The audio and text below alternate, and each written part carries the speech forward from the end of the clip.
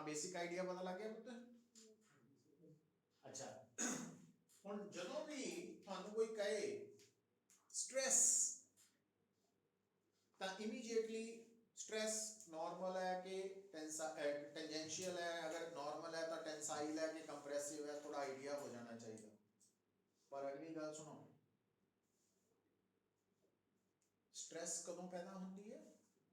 Stress the exact definition की है?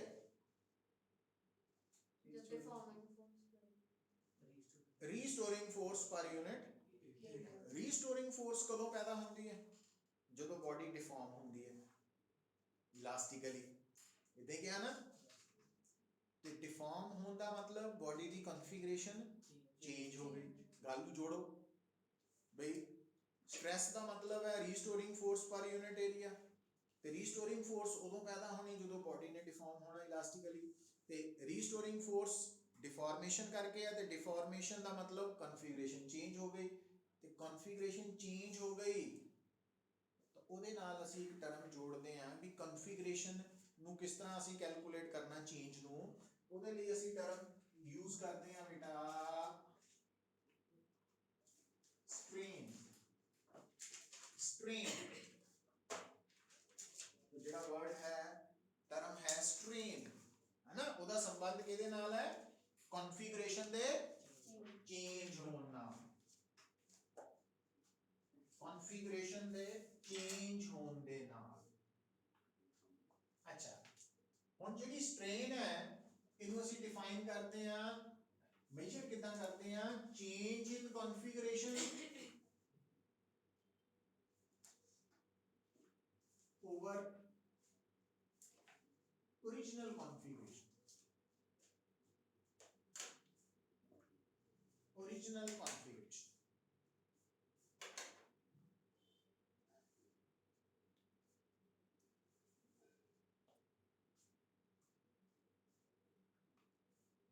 और एक डायमेंशनलेस यूनिटलेस डायमेंशनलेस क्वांटिटी है ना।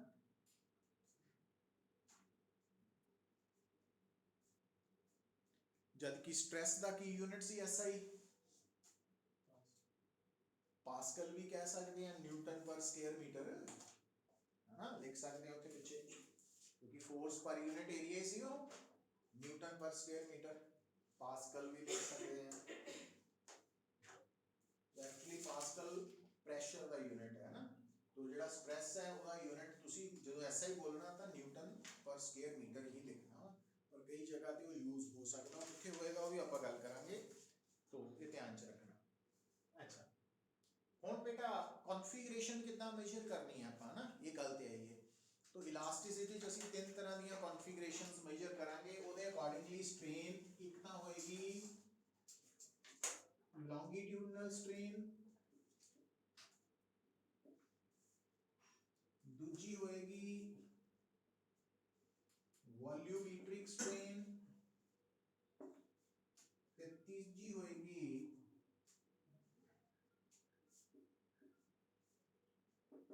Sharing strain.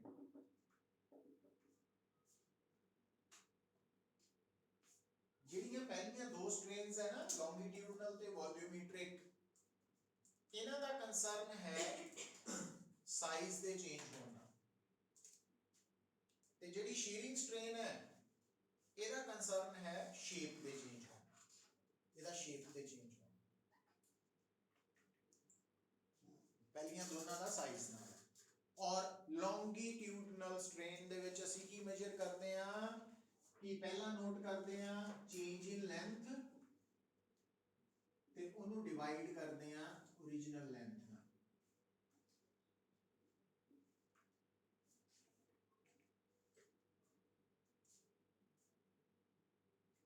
वॉल्यूमेट्रिक स्ट्रेन दे विच असीं नोट करते हैं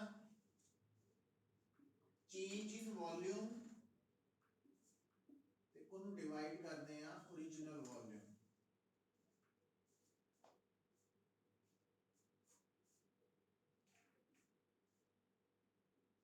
रही गल शीयरिंग स्ट्रेन दी है ना,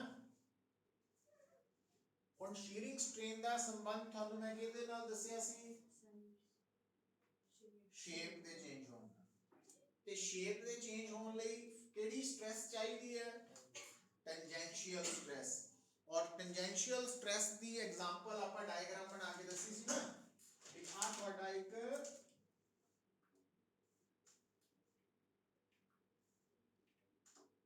है ना बॉक्स है, तो आ वाला ਜਿਹੜਾ ਐਜ ਹੈ ਇਹ ਪਰਪੈਂਡੀਕੂਲਰ ਹੈ ਤੇ ਜਿੱਦਾਂ ਹੀ ਆਪਾਂ ਪੁੱਤਰ ਇਹਦੇ ਤੇ ਟੈਂਜੈਂਸ਼ੀਅਲ ਫੋਰਸ ਲਗਾਈ ਕੀ ਹੋ ਜੂ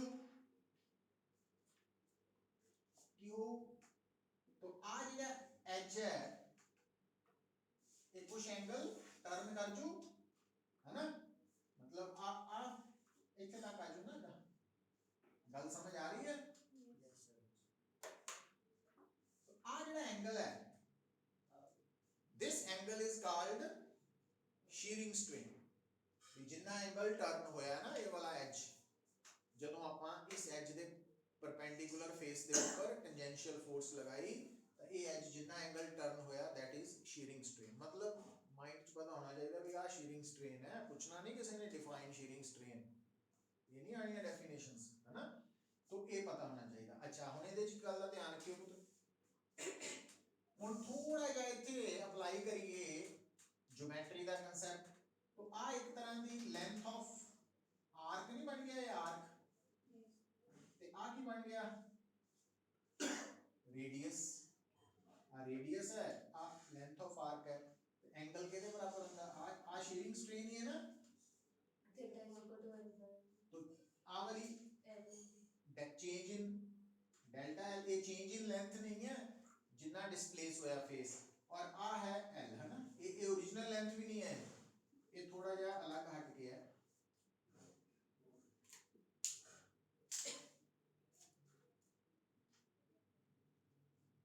शेयरिंग स्ट्रेन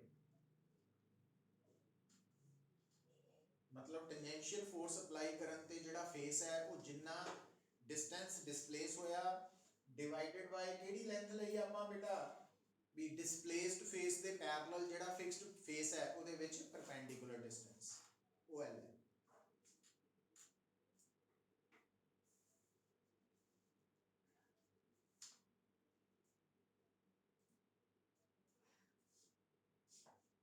तो स्ट्रेन बारे थोड़ा आइडिया हो गया। अच्छा हुण बेटा ਤੁਹਾਨੂੰ ਜਿੱਦਾਂ ਕਿ ਸ਼ੁਰੂ ਚ ਦੱਸਿਆ ਕਿ ਅਸੀਂ ਇਲਾਸਟਿਸਿਟੀ ਦੇ ਨਾਲ ਡੀਲ ਕਰ ਰਹੇ ਹਾਂ, ਔਰ ਇਲਾਸਟਿਸਿਟੀ ਜੋ ਪ੍ਰੋਪਰਟੀ ਹੈ ਉਹ ਡੋਮੀਨੇਟ ਕਦੋਂ ਤੱਕ ਕਰਦੀ ਹੈ? ਜਦ ਤੱਕ applied force the value with in elastic limit ਹੈ ਨਾ, तो ਅਸੀਂ ਇਹ ਮੰਨ ਕੇ ਚੱਲਦੇ ਹਾਂ ਇਲਾਸਟਿਕ ਲਿਮਿਟ। ਹੁਣ ਇੱਥੇ ਬੇਟਾ ਤੁਹਾਡੇ ਸਾਹਮਣੇ ਇੱਕ ਟਰਮ ਆਏਗੀ बड़ा इंपॉर्टेंट है, that is known as Hooke's law.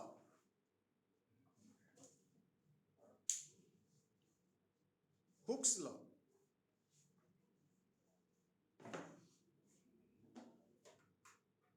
तो हुक्स लॉ की स्टेटमेंट की है, देखो within elastic limit, within elastic limit, within elastic limit stress is directly proportional to strain।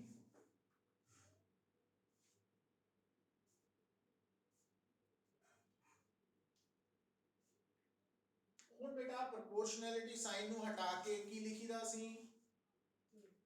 constant of proportionality। तो ਇੱਥੇ बेटा ਜਿਹੜਾ ਤੁਹਾਡਾ constant of proportionality है ਉਹਦਾ ਸਿੰਬਲ ਕੀ ਲਿਖਿਆ? E, और इस E ਦਾ ਨਾਮ ਪਤਾ ਕੀ ਹੈ? this constant of proportionality is known as modulus of elasticity or coefficient of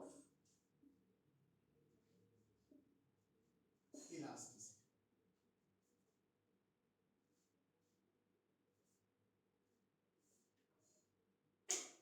ठीक है, तो ਇਹਦਾ मतलब जे ਤੁਹਾਨੂੰ कोई पूछे define modulus of elasticity or coefficient of elasticity, ਤਾਂ ਤੁਸੀਂ ਕੀ ਬੋਲੋਗੇ ਇਸ ਫਾਰਮੂਲਾ ਤੋਂ? it is the ratio of, ਹੈ ਨਾ, stress to strain, stress ਤੇ strain ਦੀ ਰੇਸ਼ੋ ਜਿਹੜੀ ਹੈ, stress to strain the ratio, that is, अच्छा ਹੁਣ strain ਬਾਰੇ ਮੈਂ ਤੁਹਾਨੂੰ ਕੀ ਲਿਖਾਇਆ ਕਿ ਉਹ dimensionless quantity है ना, तो ਇਹਦਾ मतलब अगर ये dimensionless quantity है, ਇਹਦੀ ਆਪਣੀ ਕੋਈ dimensions नहीं है, ਤਾਂ coefficient of elasticity ਤੇ stress ਦੋਨਾਂ ਦੀ dimensional formula same है, ਦੋਨਾਂ ਦਾ unit भी same है, ठीक है, तो stress ਦਾ unit और coefficient of elasticity the SI unit भी same ਹੋਏਗਾ, है ना, ਇਹ points ਹੈ ਜਿਹੜੇ ਤੁਸੀਂ ਨੋਟ ਕਰ ਸਕਦੇ ਹੋ। अच्छा ਹੁਣ अगर मैं ਤੁਹਾਨੂੰ ਕਹਾਂ स्ट्रेस कितनी तरह की होती, केड़ी केड़ी? नॉर्मल एंड, हां, स्ट्रेन कितने तरह, केड़ी केड़ी? लॉन्गिट्यूडनल, वॉल्यूमेट्रिक, हां। हुन थोड़ा जा ध्यान दियो, नॉर्मल स्ट्रेस दा कंसर्न किहदे नाल है? साइज दे चेंज होने नाल, है ना, ते लॉन्गिट्यूडनल स्ट्रेन ते वॉल्यूमेट्रिक स्ट्रेन दा संबंध भी साइज दे चेंज होने नाल, ते जेडी शेप दे चेंज होने नाल टेंजेंशियल स्ट्रेस है, शेयरिंग स्ट्रेन, है ना। हुण ओनू आपां जोड़ के देखना, पर इत्थे तक ही हाले मैं रुक रहा। हुण अगला अलग टॉपिक थोड़ा शुरू करन लगे, ताकि वो छोटे छोटे दो इंडिपेंडेंट टॉपिक है, इनू कल आपां फिर कंटिन्यूटी च कल करांगे ना। तो लिखो इलास्टिक फटीग,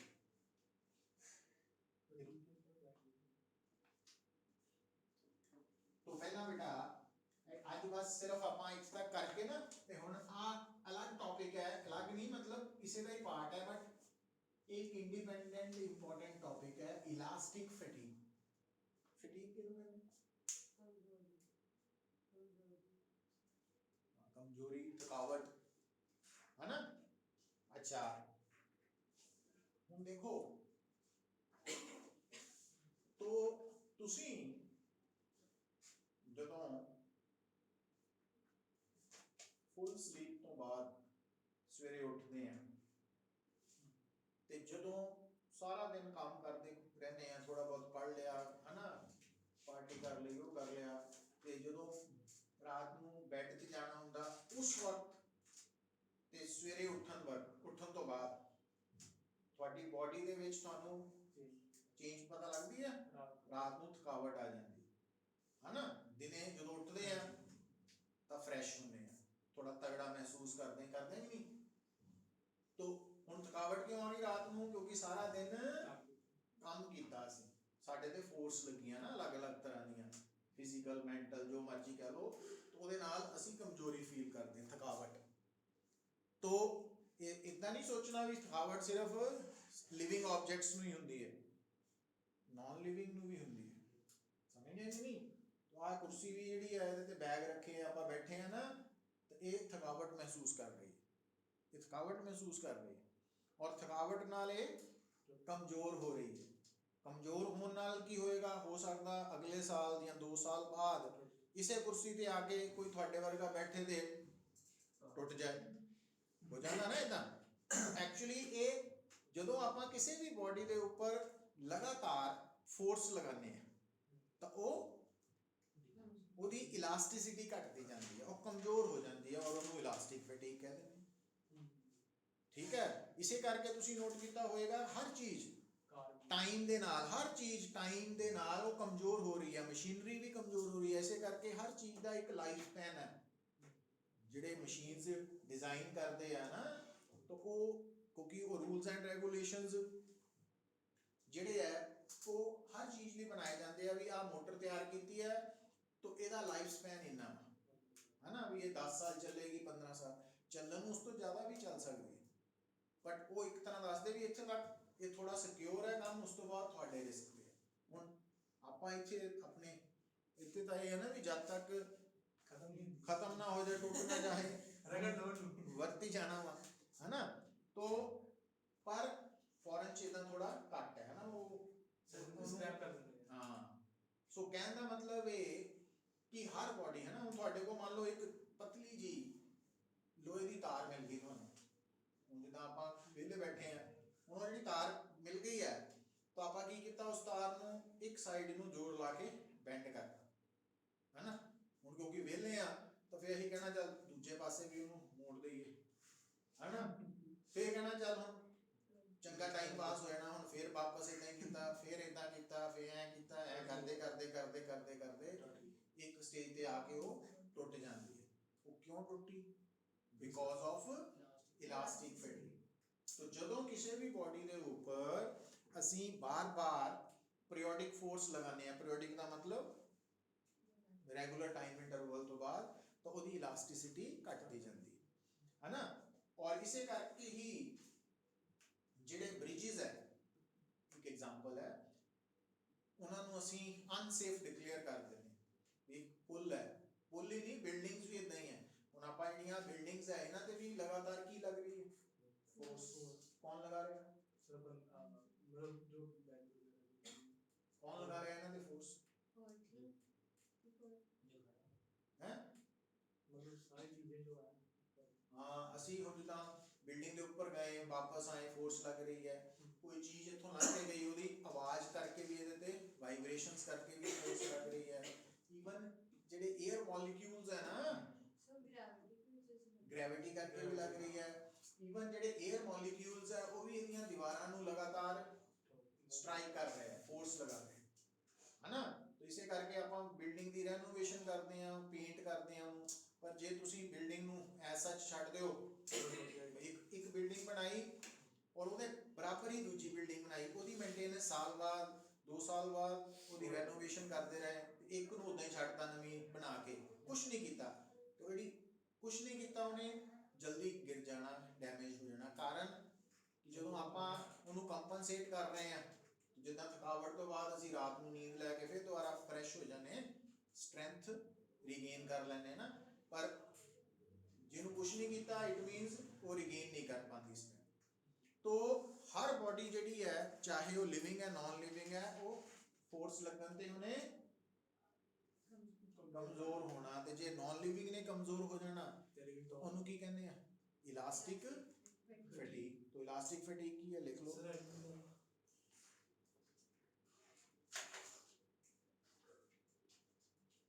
इलास्टिक फैटिग की है बेटा इट इज द कितना टाइम हुआ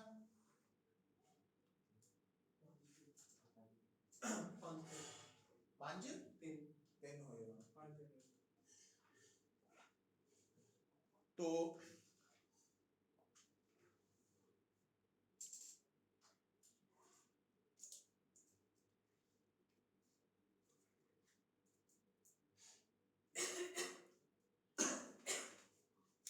अर्शिया ਤੁਹਾਡੀ ਬੇਟਾ ਕਲਾਸ 5:15 ਤੇ ਹੈ ਕੰਪੀਟੀਸ਼ਨ ਵਾਲੀ हाँ ठीक है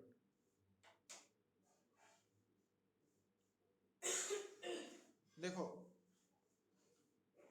तो जो इलास्टिक फैटिग है ਉਹਦੇ ਬਾਰੇ ਲਿਖ ਲਓ it is the decrease in strength of elastic strength of an object when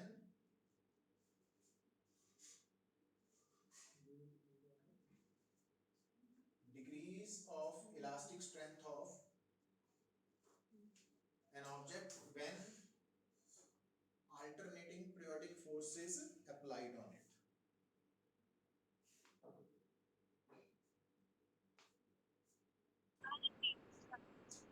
it is the decrease in elastic strength of an object when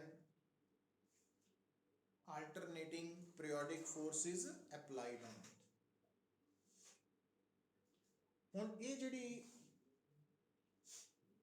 elastic ਫੈਟੀਗ ਹੈ ਇਹਦਾ ਕਨਸੈਪਟ ਲੱਗ ਗਿਆ ਸਮਝ ਤੇ ਇੱਕ ਬੇਟਾ ਹੋਰ ਛੋਟਾ ਜਿਹਾ ਇਹਦੇ ਨਾਲ ਹੈ ਇਲਾਸਟਿਕ ਆਫਟਰ ਇਫੈਕਟ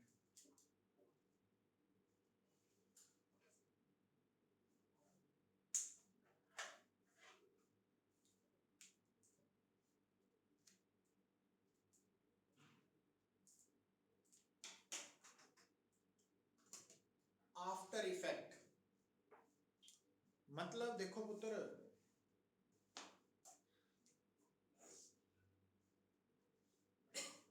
ਅਸੀਂ ਇਹ ਕਿਹਾ ਕਿ ਅਗਰ ਕਿਸੇ ਵੀ ਬੋਡੀ ਦੇ ਉੱਪਰ within elastic limit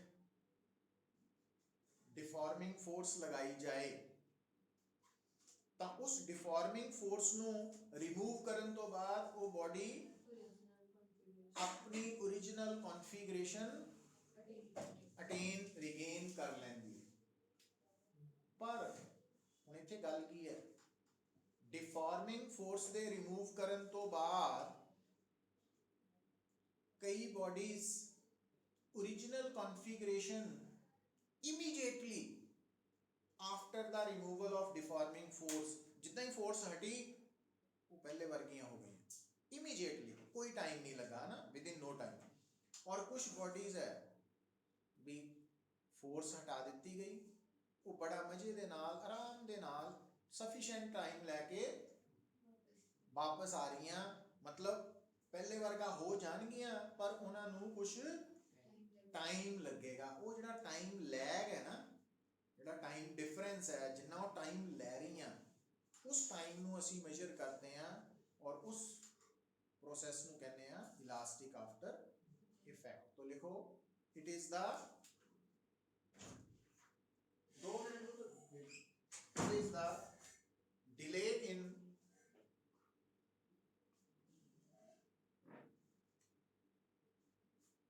time to regain original configuration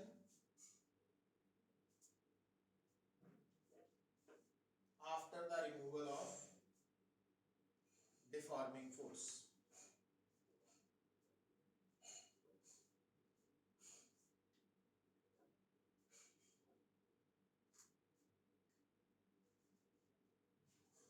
और ये जो इलास्टिक आफ्टर इफेक्ट है, जो टाइम डिले है, ये सब तो घट होता है। It is minimum, this effect is minimum in quartz.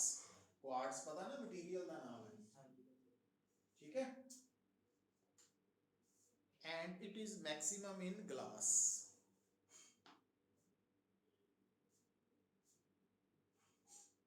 Maximum in glass मतलब अगर तुसी एक क्वार्ट्ज मटीरियल दी वायर और एक ग्लास दी पतली तार दोनों के ऊपर वेट लटका के छड़ दियो तो दोनों ने लेंथ इंक्रीज कर जानी है। उस तो बाद दोनों के वेट्स रिमूव कर दे। वो वेट्स बेसिकली की है डिफॉर्मिंग फोर्स। तो तुसी की देखोगे जितना ही वेट हटाओगे क्वार्ट्ज के केस च उसी वक्त ही वापस पहले वर्गी ओरिजिनल लेंथ हो जाएगी, पर ग्लास दे विच काफ़ी टाइम लगेगा ओरिजिनल लेंथ। सो ये दो इफेक्ट्स है जेडे कि 1 मार्क्स के लिए इंपॉर्टेंट है ना, ये कर लो। ते कल नू हाले क्लास तो नहीं है तुहाडी? हाँ, कल फिर यही सेम टाइम रहेगा जब तक